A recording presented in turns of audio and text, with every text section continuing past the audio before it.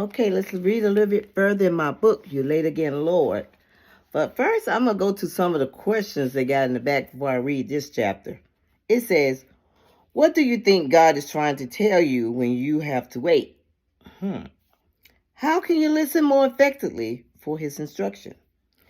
Think about the kind of discipline you want to become while you wait. Ooh. Think about the kind of disciple you want to become while you wait. Oh, okay. All right, and this chapter is called Teach Me. I was ready to learn, but I didn't know how. I didn't have a clue where to start, but the work was becoming clearer. See, there is plenty of you to do while you wait, especially you, God said.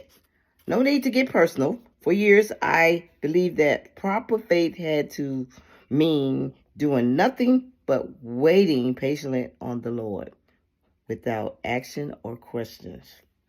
And I doubted my faith because I wasn't very good at sitting patiently and waiting quietly. Ooh. What I had seen as a failure of faith was, in fact, a failure of purpose. Aren't I just supposed to wait without questions? Isn't that the way to wait? Isn't that the way of faith? I had asked, no. Proper faith means waiting perfectly with me as my plan unfolds. Trusting me, he said. I'll show you how if you will only see.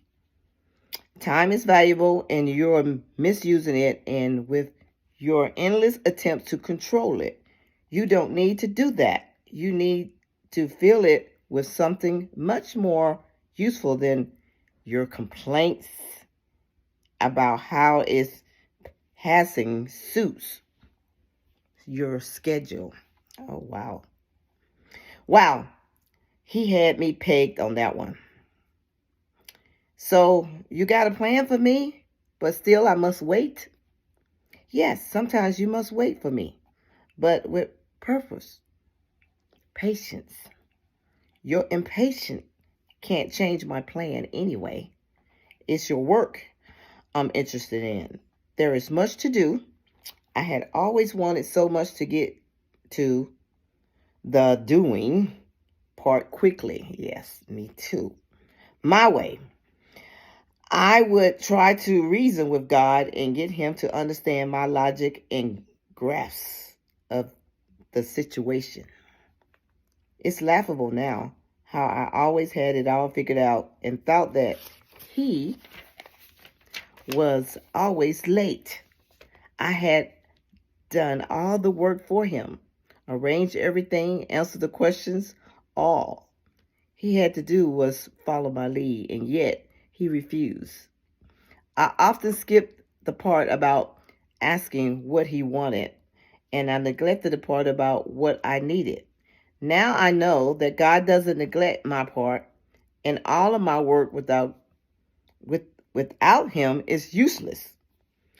There is no wisdom, no insight, no plan that can succeed against the Lord.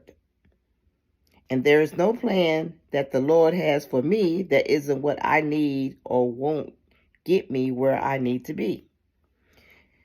You think I would have gotten that sooner. I always wanted to complete the waiting, and I cared a little about what benefits were in it for me. I could not see any delays as a positive development, so of course I could never learn the lesson. I just thought I had failed because I couldn't be the quiet and patient disciple I once thought I had to be. God showed me another way. God showed me that the part of the plan I had always ignored, that moving closer to him was the journey I could embark on today, not the destination too far away to see. Waiting on God's answer doesn't mean silent resignation. to empty days or weeks or even months of years. It means working purposefully as I await the next development in his plan. I don't need a copy of the blueprint. I can work while I wait. Okay, I told him. I think I understand. I could see God sitting there, winding and forever patient. He sighs heavily, a little skeptical, but hopeful. I've failed so many times before. Perhaps isn't patient I need then, but purpose.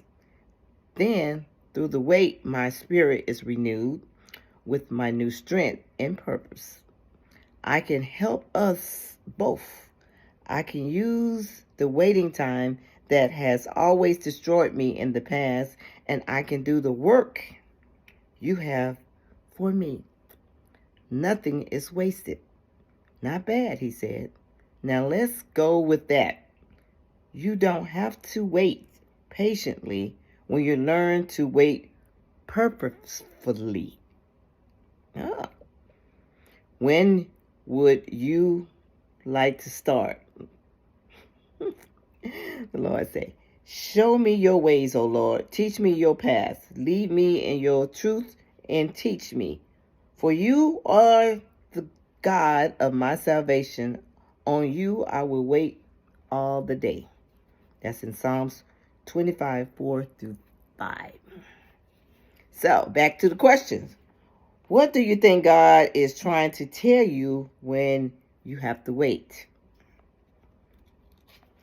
How can you listen more effectively to his instruction? Think about the kind of disciple you want to become while you wait. Okay, I hope y'all enjoy my reading. I'm not the greatest, but hey, I am just trying to teach some life lessons and help us all to grow.